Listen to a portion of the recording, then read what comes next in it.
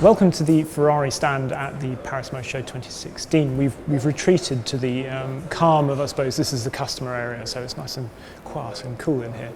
And we thought we'd talk you through some of the very cool liveries that are on display. We'll get to the LaFerrari Aperta in a minute, don't worry. But there are about 5 models out there, all with particular colour schemes, and it's all for Ferrari's 70th anniversary. So we've got the very cool green one, which people will recognise as a 365 P2, but from the David Piper stable, who painted all his Ferraris green.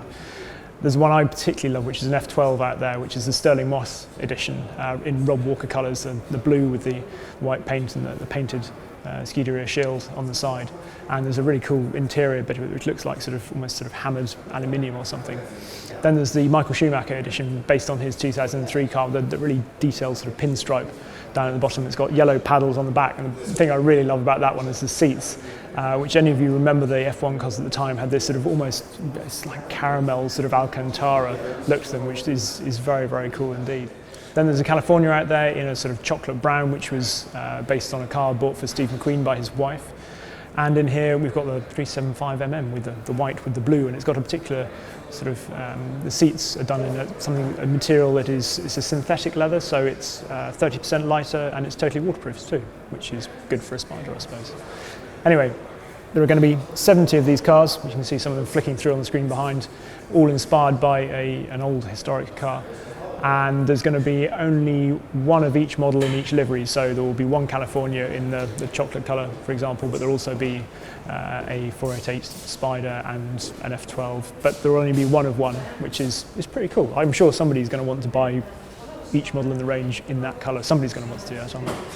Anyway, we'll go outside and have a look at the GTC4 Lusso T next, and then we'll get to the Aperta. I promise we'll get to the Aperta in a minute. This is the brand new GTC4 Lusso T.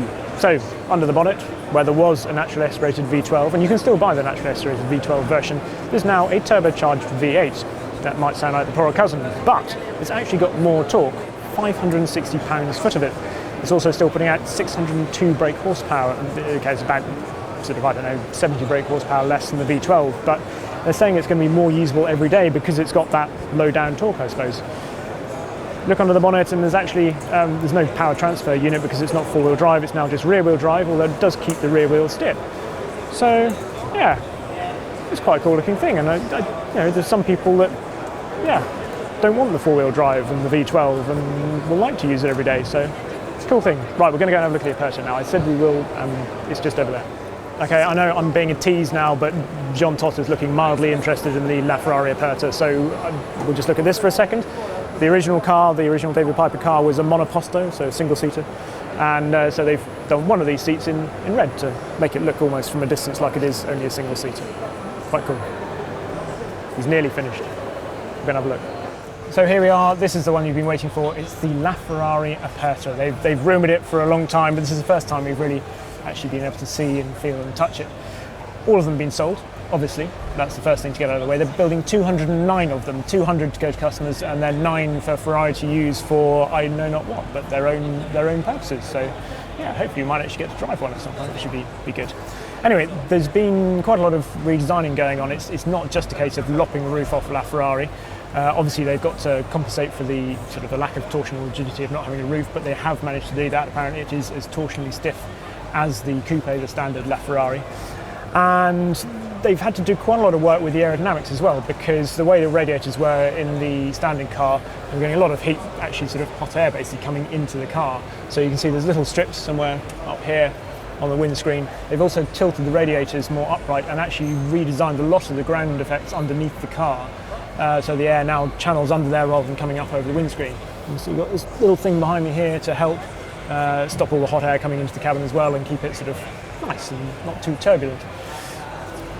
The drivetrain, well, it's exactly the same as the standard car, so 950 brake horsepower with obviously the hybrid system in there as well. It should sound amazing with the roof off.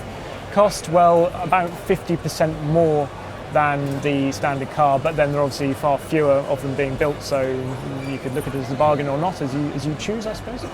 That puts it up at about 1.9 million euros, something like that. And what else to say? Weight. I did ask about weight as well. The weight is, well, they usually say it's about 50 kilos more. Now, because they obviously homologated two different versions of the LaFerrari, one for America and one for the rest of the world, this time they're only homologating an American version, which obviously will be sold all over the world, but the American version is slightly heavier anyway, so it's not just the extra 50 kilos they would normally add. Roof is standard. You get a fabric roof which you can drive up to 130 kilometers an hour, or you can have a fixed hard top, if you do that, which will go all the way up to the top speed of about 217 miles an hour, not 62 miles an hour in somewhere under 3 seconds. They're not actually quoting it. So there we go. Feels like a very lovely place to be. I love all the bare carbon fibre in here, and I love the square steering wheel as well. It's a very, very cool thing. That is the Ferrari stand. There's a lot here. I know it's been quite a long video, but that's the Ferrari stand at the Paris Motor Show 2016. Let us know if they've missed any of the 70th anniversary sort of liveries and stuff. Which ones would you like to see? I've got a few favourites. Obviously, I'd like to see one of the rallying 308 cars. That'd be quite cool. On a 488. Let us know. Comments box, Twitter, Facebook, all that sort of thing.